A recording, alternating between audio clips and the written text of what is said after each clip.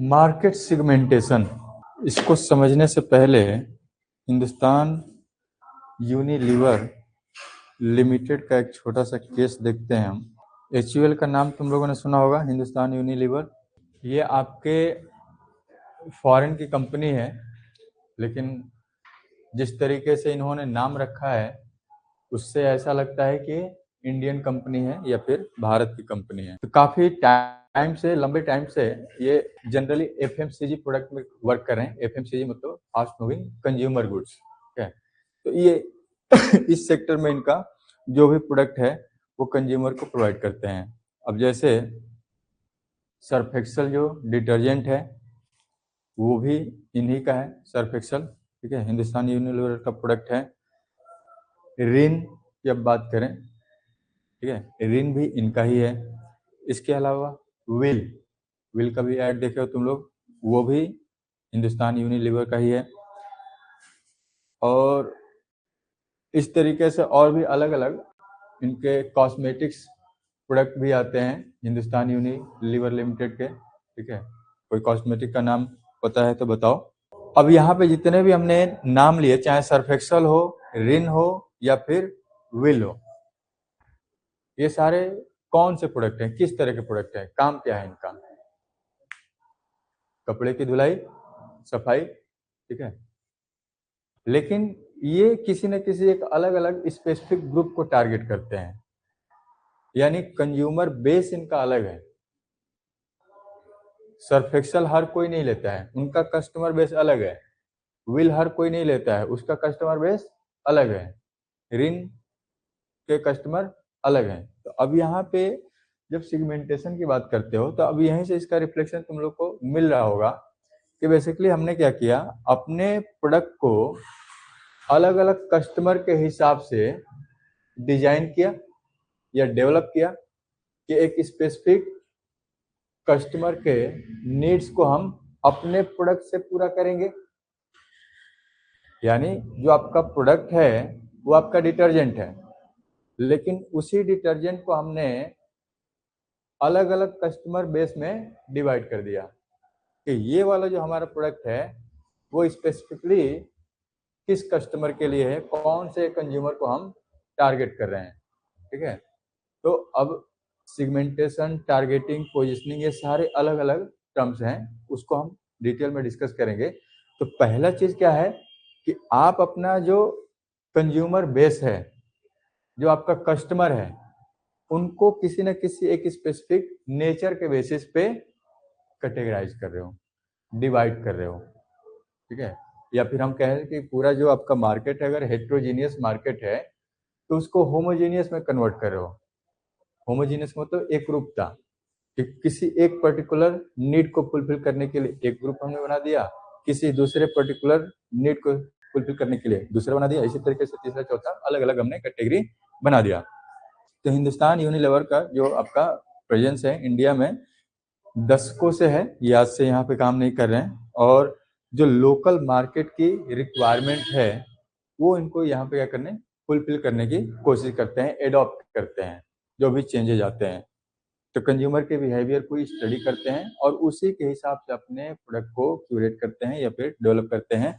तो कंपनी बहुत सारे डिटर्जेंट ब्रांड्स को इन्होंने क्या किया है, over the period of time develop किया है।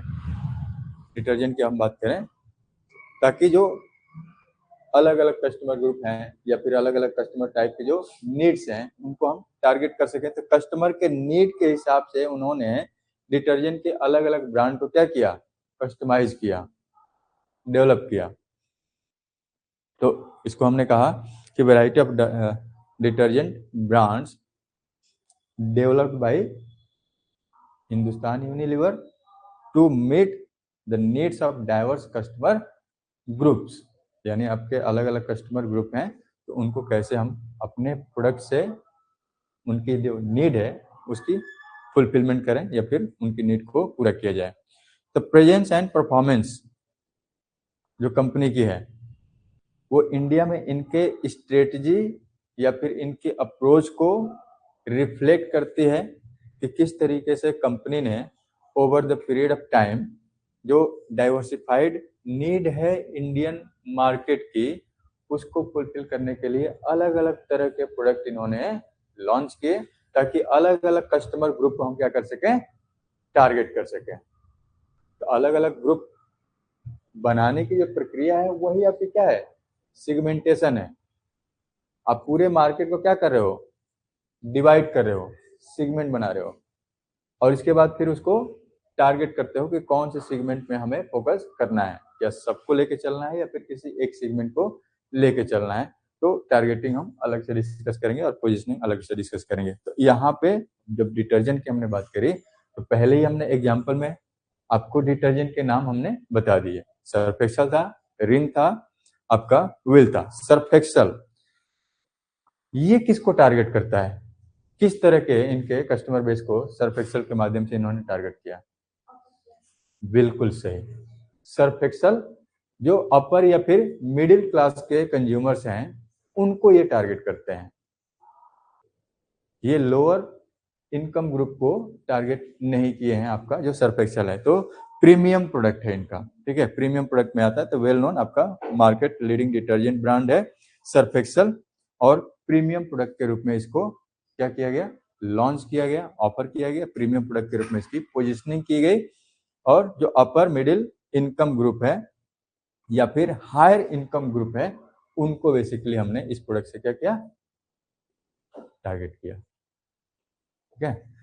दूसरा, जब ऋण की बात करते हैं तो ये भी आपका स्टेन रिमूविंग कैपेबिलिटी रखता है, यानी दाग धब्बे हटाने में इसकी भी कैपेबिलिटी है। लेकिन इसकी अगर हम पोजिशनिंग की बात करें तो इन्होंने बेसिक किस चीज पे टारगेट किया, जिद्दी दाग। ठीक है, ऋण पे इनका जो फोकस है, जो दाग धब्बे गहरे होते हैं उनको रिमूव करने के लिए इन्होंने स्पेसिफिकली रिन का प्रोडक्ट लॉन्च किया। तो it is positioned as brand that helps maintain the quality of the cloth while effectively removing stains. ठीक है, और aimed at lower middle income group. जो लोअर मिडिल इनकम ग्रुप है ना, ये उस पे फोकस करते हैं। तो लोअर इनकम ग्रुप पे हम रिन को कंसिडर कर लें। लोअर में भी एग्जैक्ट से हम लोअर की बात नहीं करें, लोअर मिडिल की बात करें तो मिडिल इनकम पे आप इसको फोकस करो।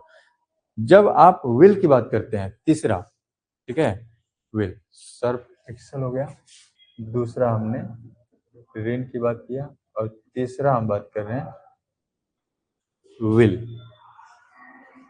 अब ये आपका हिंदुस्तान यूनिलीवर का प्रोडक्ट है, लेकिन अब यहाँ पे टारगेटिंग किसकी है, कौन से कंज्यूमर इसमें आ रहे हैं इनके, lower income group, budget friendly product, यानी कोई भी आसानी से इसको खरीद सकता है। ये प्रीमियम प्रोडक्ट में इनका डिटर्जेंट में नहीं आता है, बजट फ्रेंडली प्रोडक्ट में इसको कंसिडर किया गया। तो कंज्यूमर को एक अफोर्डेबल प्राइस पे आसानी से कम कीमत पे अगर कपड़ों की सफाई के लिए कोई डिटर्जेंट चाहिए होगा तो वो प्रेफर करेगा विल। तो अब यहाँ पे कैटेगराइजेशन हमने देखा कि किस तरीके से अलग अलग ग्रुप में हमने पूरे कस्टमर को डिवाइड कर दिया। तो ये हो गई विल, आपका जो अफोर्डेबल ऑप्शन है कंज्यूमर को कि आसानी से कम कीमत पे उनको प्रोवाइड किया जा सके, उसके लिए बनाया गया। और वाइड रेंज ऑफ कस्टमर को हम यहाँ से कैप्चर कर पाते हैं।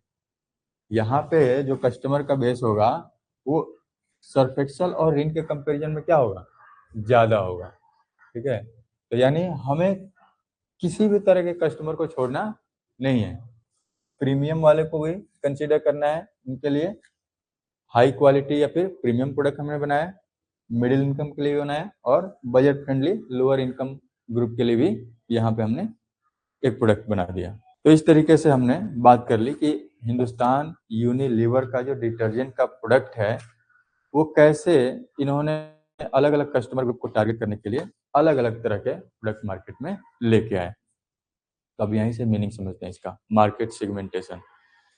तो मार्केट सेगमेंटेशन से हमारा अभिप्राय एक प्रोसेस से है जिसके बेसिस पे आप क्या करते हैं, जो टोटल आपका हेट्रोजीनियस मार्केट है, हेट्रोजीनियस का मतलब है विविधता, ठीक है, वेरिएशन। हेट्रोजीनियस जो मार्केट है उसको किसी न किसी एक बेस पे, किसी न किसी एक आधार पे क्या कर रहे हैं, कैटेगराइज कर रहे हैं, डिवाइड कर रहे हैं, एक होमोजीनियस मार्केट में उसको कन्वर्ट कर रहे हैं। अब जैसे यहाँ पे इनकम ग्रुप क्या है, अलग अलग है, तो ये अलग अलग आपके मार्केट हो गए, हेट्रोजीनियस मार्केट हो गया अगर हम सबको एक साथ देखें। लेकिन उस पूरे मार्केट को हमने क्या किया, सर्फ एक्सल, रिन और व्हील, 3 पार्ट में डिवाइड कर दिया, अपर, मिडिल और लोअर। तो अब यहाँ पे ये जो सेगमेंट है सारे अपर वाले हो गए, होमोजेनियस हो गया, अपर क्लास कंज्यूमर के लिए, ये होमोजेनियस हो गया मिडिल क्लास कंज्यूमर के लिए, और यहाँ पे होमोजेनिटी आ जाएगी किसके लिए, लोअर इनकम ग्रुप के लिए। The process of taking the total heterogeneous market for a product and dividing into several sub market of segment, ठीक है, अलग अलग हम सब मार्केट या फिर सेगमेंट यानी हमने पार्ट में उसको डिवाइड कर दिया, each of which tends to be homogeneous, सारे पार्ट आपके क्या होंगे, होमोजीनियस होंगे। तो अगर हम बात करें कि ये आपका टोटल मार्केट है तो इसको आपने अलग अलग पार्ट में डिवाइड कर दिया, और ये जो अलग अलग पार्ट हैं ये पूरे पार्ट में क्या है, हेट्रोजेनिटी है, लेकिन ये जो पार्ट है अपने आप में क्या है, सिमिलर है, एक जैसे हैं। ये जो पूरा कंपोजिशन है ये अलग वेरिएशन है, ये अलग वेरिएशन है, ये अलग वेरिएशन है, ये सब अलग है, तो ये टोटल मार्केट क्या हो गया, हेट्रोजीनियस हो गया। लेकिन जब हम इसमें किसी एक स्लाइस की बात करते हैं तो ये एक स्लाइस क्या है, अपने आप में एक जैसा है। तो ये हो गया मान लो सर्फ एक्सेल वाला, और ये वाला हो गया तुम्हारा रिन का, और ये वाला विल का। इस तरीके से और भी आप कैटेगराइजेशन कर सकते हैं। तो बात समझ में आ रही है, मार्केट सेगमेंटेशन, टोटल मार्केट को हमने डिवाइड कर दिया, और टोटल मार्केट का नेचर क्या है, हेट्रोजीनियस है, और डिवीजन के बाद हर एक जो डिवीजन होगा या फिर सब पार्ट होगा या फिर सेगमेंट होगा वो अपने आप में क्या होगा, होमोजीनियस होगा, एक रूपता होगी इसमें। तो जो भी प्रोडक्ट या सर्विस कोई फर्म या बिजनेस मार्केट में सेल कर रहा है तो सबसे पहला उसका काम होता है कि आइडेंटिफाई करना कि हमारा मार्केट का सेगमेंट कौन सा है, हम अपना प्रोडक्ट किस कंज्यूमर को सेल करना चाह रहे हैं, ठीक है, उनके हिसाब से हम अपने प्रोडक्ट को डेवलप करेंगे। तो ये जो डेफिनेशन था ये स्टैंटन का था मार्केट सेगमेंटेशन का, process of taking the total heterogeneous market for a product and dividing into several sub market और segments each of which tend to be homogeneous, ठीक है, इन सम रिस्पेक्ट। यानी अगर हम इनकी बात करते हैं कि सब एक जैसे होना चाहिए तो कुछ ना कुछ उनका बेसिस होना चाहिए, आधार होना चाहिए। अब जैसे यहाँ पे जो क्लासिफिकेशन था उसका आधार बेसिस क्या था, इनकम के बेसिस पे, बेस हमने आधार ले लिया, ठीक है, आधार में हमने इनकम ले लिया, और इनकम के बेसिस पे हमने 3 कैटेगराइजेशन कर दिया। Dividing heterogeneous market into distinct segments based on shared characteristics and behavior, किसी न किसी हम उनके कंज्यूमर का जो बिहेवियर है उसी के बेसिस पे डिवाइड करेंगे ताकि कस्टमर की स्पेसिफिक नीड को पूरा किया जा सके, कंज्यूमर का जो एक्सपेक्टेशन है या फिर उनकी रिक्वायरमेंट है, कस्टमर आपके क्या है, अलग अलग तरीके के हैं, वेरिएशन है, तो उन हर एक वेरिएशन को टारगेट करते हुए हम एक स्पेसिफिक सेगमेंट बनाएंगे। अब जैसे हम मोबाइल की हम बात कर लेते हैं, तो मोबाइल में अलग अलग कंपनी है आपकी मोबाइल फोन्स में, चाहे एप्पल हो या फिर वीवो हो, ओप्पो हो, शाओमी हो, सैमसंग हो। तो अब इनका जो प्रोडक्ट है वो अपना कस्टमर बेस देखते हैं, ये अपने मार्केट को डिवाइड करते हैं, और इनका भी बेसिस होता है, कुछ ना कुछ बेसिस होता है, उसी बेसिस पे ये डिवाइड करेंगे।